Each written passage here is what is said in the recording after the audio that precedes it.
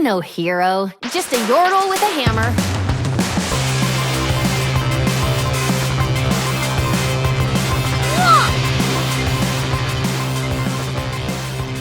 I could really go for a nap.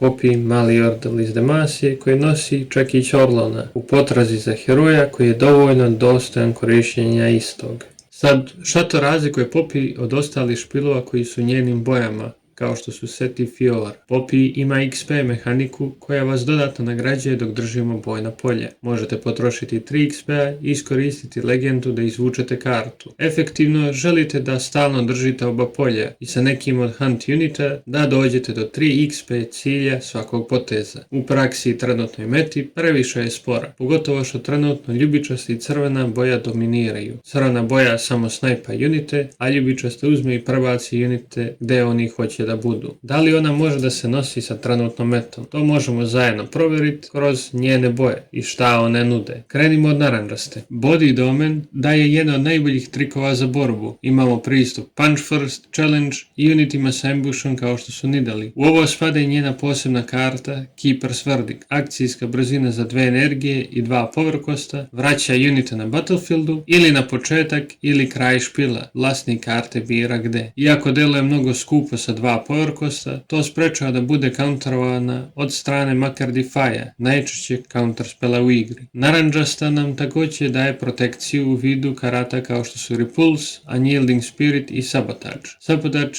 je jedna od najgorih dizajniranih karata ikada. Pogledate protivnikovu ruku, odaberete ne unite iz ruke i reciklirate ga. Za samo jednu energiju i jedan power cost. Ajde da pređemo malo na žutu i šta nam ona donosi. Glavni momak Galio, on nosi ceo dek. Kum je veliki might koji samo smete ljudima. Uparen sa karticom Death Grip napravi nekog vašeg unita ogromnim. Također imamo pristup i Glask Mixologistu koji može da oživi uglavnom Galija, ali i pola dek. Sada kada smo se upoznali sa bojama, ajmo ostale delove špila. Otprilike znamo za Galio whole combo, ajde da dodamo još nešto. Da bi došli do 3 XP-a svakog poteza trebaju nam hunt unity, to jest unity koji generišu XP kada holduju i kada osvoje bojno polje. Za tu dropove, tu drop je izraz za karte koje možete igrati na prvom potezu. To su Entraling Protector, Gemhand Hunter i moja omiljena karta u igrici Determined Sentry. Jedan might i jedan power cost za unita koji ne može da se povuče. Ako igramo prvi i on zauzme bojno polje, kod njega možemo da zakačimo Galija i da treći potez imamo 7 majta na tabli. Za 3 drop unit imamo Galija, Nidalee, Luciana i First Mate. Prva dva znate, što se tiče Luciana, on može da zakači gear na sebe za džabe kada uđe, a First Mate kada uđe spremi drugog unita. Mali kombo koji u špilu imamo jeste sa ova 2 unita i Trinity Force. Trinity Force je 4 cost gear koji kaže ako holdaš dobi dodatni poen. Ideja je da stavimo Trinity Force, sačekamo potez i sa Lucianom i First Mateom zauzmemo polje. Ako je sigurno, Luciana ostavljamo, a ako nije, vraćamo ga u bazu. Za 4 dropove imamo Master Yi i Trinity Force koji sam upravo spomenuo. Master Yi je jedan od najboljih hunt unita, sem što nam daje hunt 2, ima ok 4-4 statistike, ne troši nijedan power cost, što je veoma dobro u našem deku jer pola naših karata troši power. Od 5 dropova imamo Glass Mixologista i V Peacekeepera. V Peacekeeper ste verovatno i videli jer dođe u V Preconu. Ona je jedan od najboljih unita za napadanje, zato što može da se odigra kao ambush i kada napane stana unita, dok Glass Mixologist kada umre može da oživi uglavnom Galija, ali i pola našeg špila. Što se tiče odabranog čempa, imamo 2 opcije, Defender of the Meek i Paragon. Oba su solidna, ali sve zavisi šta volite. Defender of the Meek ima ambush, a Paragon može ući spremna kad zagusti. Imaćete link u opisu da probate špil, samo zanemarite cenu. Trenutno je Riftbound eksplodirao. Onaj Sabotage što sam spomenuo, kada sam počeo da igram je bio euro, sada je skoro 20. Kada smo otprilike shvatili šta deck ima i šta hoće da radi, možete pogledati gameplay pre nego što uđete na online simulator.